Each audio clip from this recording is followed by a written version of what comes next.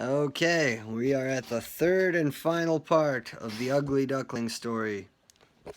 Last we left off, the ugly duckling was frozen into the ice in the pond. Early in the morning, a farmer came that way, saw the duckling, went out to it, broke the ice with his heavy boot, and brought the bird home to his wife. And there it revived. The children wanted to play with it, but the duckling imagined they meant to hurt it, and in its fright it flew right into the milk can, so that the milk splashed all about the room. The farmer's wife shrieked and clapped her hands. Then it flew into the butter tub, and then down into the flour barrel, and out again, by which time it cut a pretty figure, you may be sure. That's an old way of saying it looked funny. The woman shrieked and flung the fire irons at it. The children tumbled over each other's legs trying to seize it, and laughed and shrieked again. Luckily the door was open, and it rushed out into the freshly fallen snow among the bushes, and there it lay as if in a swoon.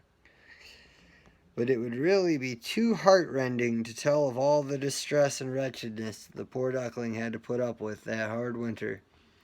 It was lying in the marsh among the rushes when the sun again began to shine warmly. The larks were singing. It was a beautiful springtime. One day it extended its wings, and they had a stronger beat than before, and bore it easily away. And before it rightly knew where it was, the duckling found itself in a large garden where apple trees stood in full bloom, where lilac flowers gave off their perfume and hung on the long green branches right down to the winding ditches. Oh, it was lovely here, so full of the freshness of spring, and right in front, from out of the thicket, came 3 beautiful white swans. They made a rushing sound with their wings and floated on the water.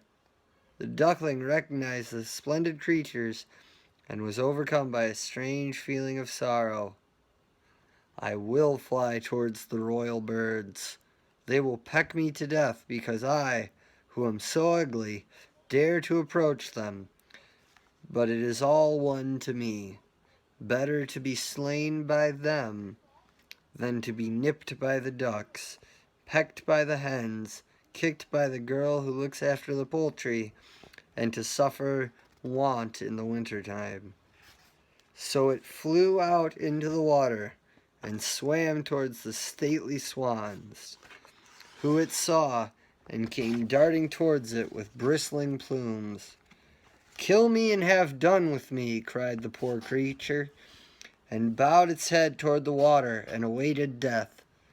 But what did it see in the clear water? Its own image.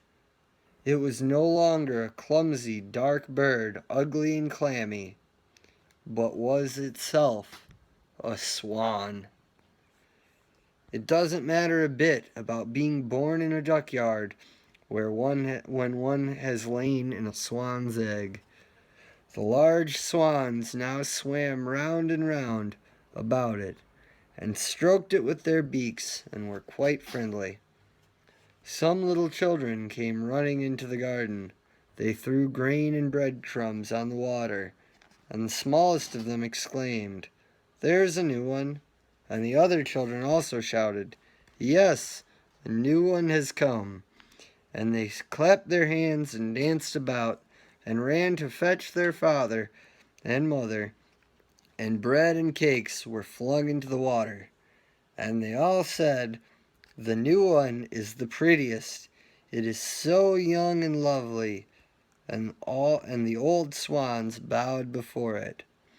It felt so bashful that it had stuck its head beneath its wings. It did not know what to do. It was almost too happy, but not a bit proud. For a good heart is never proud. It thought of how it had been persecuted and despised, and now all said that it was the loveliest of the lovely birds. The lilacs bowed on their branches, down into the water towards it, and the sun shone so nice and warm. And then the swan swelled out from its plumage, raised its slim neck, and cried from the bottom of its heart, "I never dreamt of such bliss when I was an ugly duckling." The end. And there's little feathers. So yeah, that is part 3, the final part of The Ugly Duckling, which is part of this book. So yeah, I think it'll be pretty cool. We'll continue reading out of this book, and I'll keep posting stories from it up. And you can let me know how you like them. And once again, I cannot wait to see you guys. I will be down there on the 25th. I love you. Bye-bye.